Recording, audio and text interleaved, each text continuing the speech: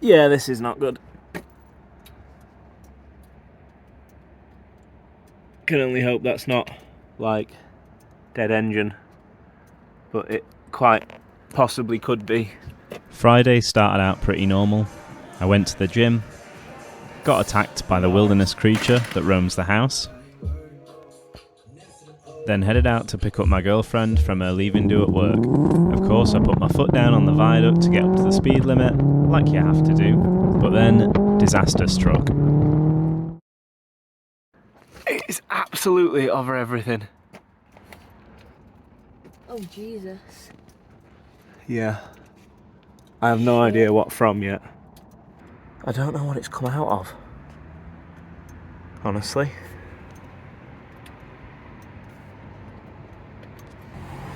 I'd bet it's the oil cooler, the lines. I wonder if one of the fittings has popped off. But I can't see to even say. Like, it's all in wheel arch.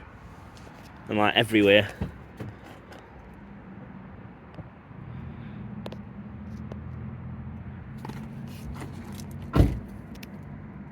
I wonder if oil barb for them AirTech oil lines has just come off and like absolutely nuked engine probably.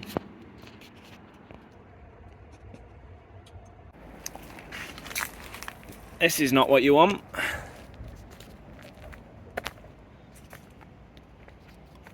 Oil on absolutely everything down the arch.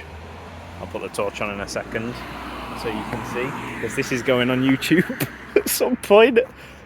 Trail of oil down the road.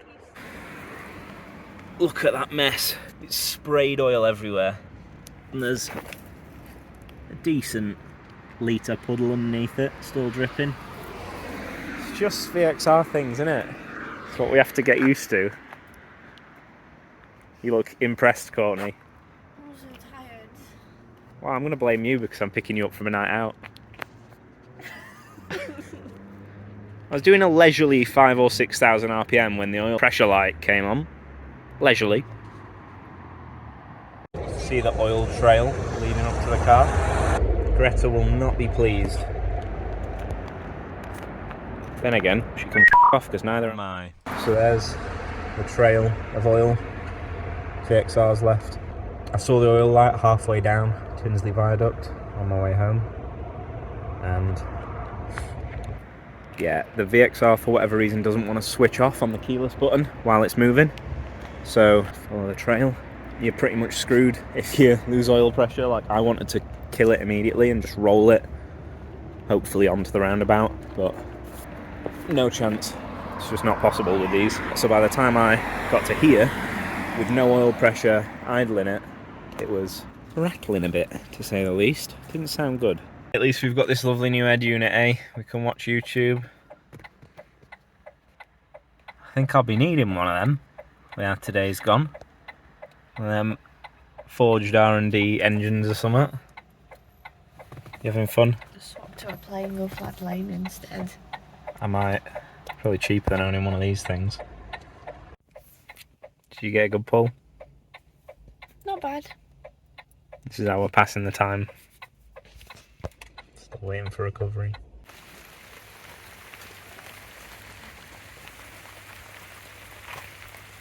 Update. Got the car home after a tow truck took a deposit and didn't turn up for 4 hours.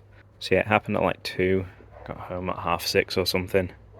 Got the car rolled onto the drive. Had to cut the hedges so I can actually get into the side of it because we can't move it anywhere more convenient. I took the wheel off, jacked it up and everything, and it's immediately obvious what's happened. Barb for the oil cooler lines, external oil cooler lines from the sandwich plate. Lines just completely popped off it. And obviously then the car's lost all oil pressure, possibly, or likely, damaged the engine. I've not looked yet to see. So the clamp is still on the line's wedged under the sump. So I can at least try and refit it. But you can see there, the clamp is fully squishing the line, like, I don't know how it's popped off. The other one's still fine. Now really don't want to keep using these, even if the engine turns out to be okay, which to be honest, regardless, I'll probably get it rebuilt, checked over and forged, just to be super safe. Like, I'll start it up after refitting these lines, but I'll not be driving it until it's rebuilt probably at this point. I'd like to get those replaced with AN lines and get them sort of angled away from the crank pulley. It's a dumb design. Honestly, I really don't recommend that AirTech kit at all for that, because you have to have it pointed at the crank pulley, otherwise you can't get the hose on because it's touching the subframe. That's just an awful, awful design. Or, you know, just do a proper oil cooler delete, but then you need a fan for your external oil cooler in traffic. Maybe that's something we can do, considering it's on a standalone. Shouldn't be too hard to set up an output for it if we've got one spare, but again, it's time and money. Which I'm going to be spending a lot of, both of those, in the foreseeable. So maybe not today, but the next thing for me to do is take this cover off, take the oil filter off, split it open, obviously put that hose back on, see if there's metal in the oil filter. I've been to Euros today before they shut and picked up a new filter. I've got fresh oil in the garage, so I'm just going to start it up in a bit tomorrow or something and see if it works at all. I'm not convinced it will, but you know, can always hope. I mean, regardless, like I say, it might just be getting rebuilt anyway. But yeah, absolutely everything is drenched with oil, front to back, sopping wet. It's dripping out of the under tray thing now that I've packed it up and tilted it. It's gonna be a lot of work to clean. Inside the wheel, absolutely oiled down, slick, shiny. I'll try and clean it a bit in just soapy water, but I might be fighting a losing battle with the amount of oil that's gone in it. What, you think I'm not going off the rails? What's my documentary going to be called? RPM, Rapist, Paedophile, Murderer.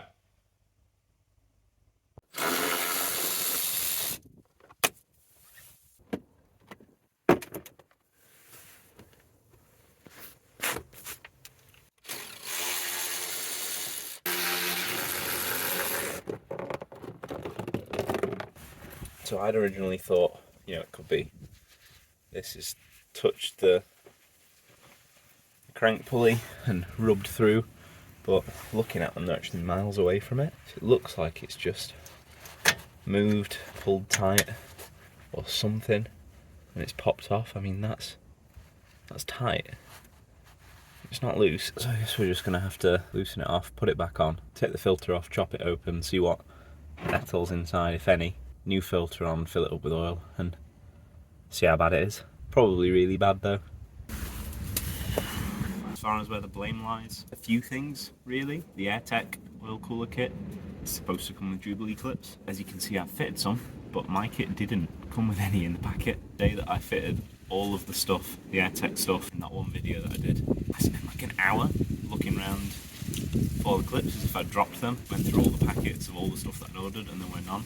So I just grabbed some out of a stack of clips I had in a box just from previous stuff, as I mentioned it in the video. But yeah, they just didn't put those in. So for a start, like, this could have happened to someone who didn't realise that those clips were meant to be there. If they had forgot to put them in someone else's kit, maybe the Jubilee clips I've used weren't up to the job, and it's, you know, it's not tightened up properly and it's skipped a tooth or whatever. It tightened up fine. I checked it the day after and a week later as well. I left the cover off that I've just taken off now. It stayed tight, there were no leaks. You know, you would expect oil to leak at 60 psi before it pushes the hose off like 2,000 miles later. So, you know, I've done plenty of driving with no issues. For it to just suddenly pop off like that is pretty unexpected when otherwise the car has been flawless. So partially, honestly, the AirTech kit using Jubilees for oil pressure, which is significant, and Jubilees, you know, just struggle with 30 psi boost in my experience on diesels and stuff. I wouldn't personally want to use them for that high pressure. So maybe that should have raised more of a red flag at the time. And yeah, maybe I could have done the Jubilees tighter, but they were tight, like really tight, and held for a long time. So yeah, I'm just gonna have to get a kit that uses AN lines or get some lines made up to fit the AirTech kit once the engine's sorted. That's all I can do really. But I'm going to carry on with getting the filter off now, see what the damage is.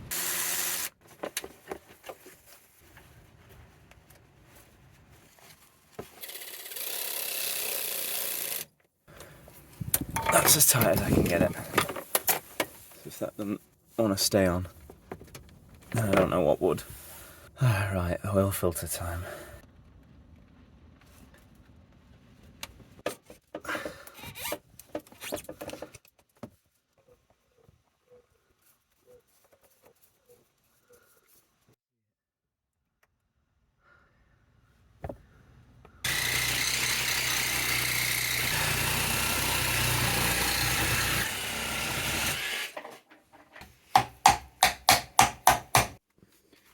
So apart from what I've put in chopping it open, there's no visible metal in the filter now we've got it out.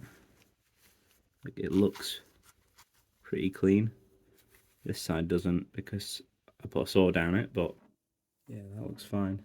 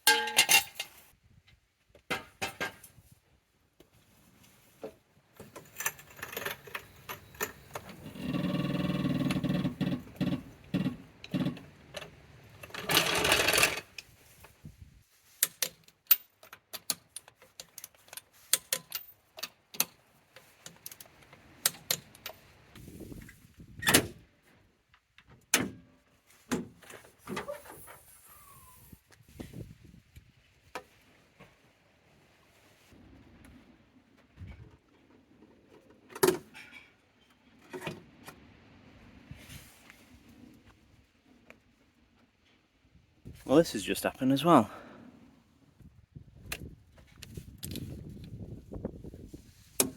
.3D printed Sprogly Motorsport Venturi intake adapter just snapped in half as I lifted this up to check the oil. Zero force that took to break, and thankfully I don't need this anymore. It's a shame I can't sell it, but I was going to put a normal filter on it anyway. Long one to fill up the whole airbox and just use up the extra space I've got by not needing a MAF, but yeah, that's not great. It's another thing to worry about. So I'll remove this piece of plastic before it gets sucked into the intake and just run it without a filter for a minute. I do have another filter, I'll go pick that up. I think it's on my Vectra. It's an 80mm cone, but I don't want to leave the Vectra sat for another 6 months with no filter on it and stuff crawling into it in the shed it's laid up in. Yeah, that's not what you want.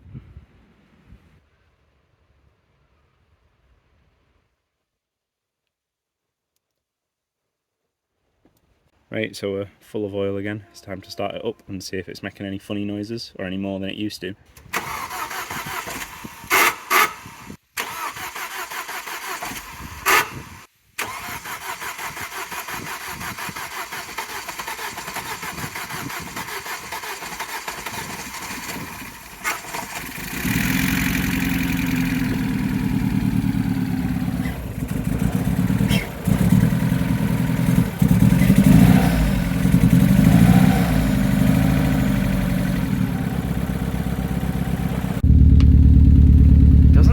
Super healthy, does it? You're the new presenter. I'm not a presenter. You are today. Yeah, I'm not sure.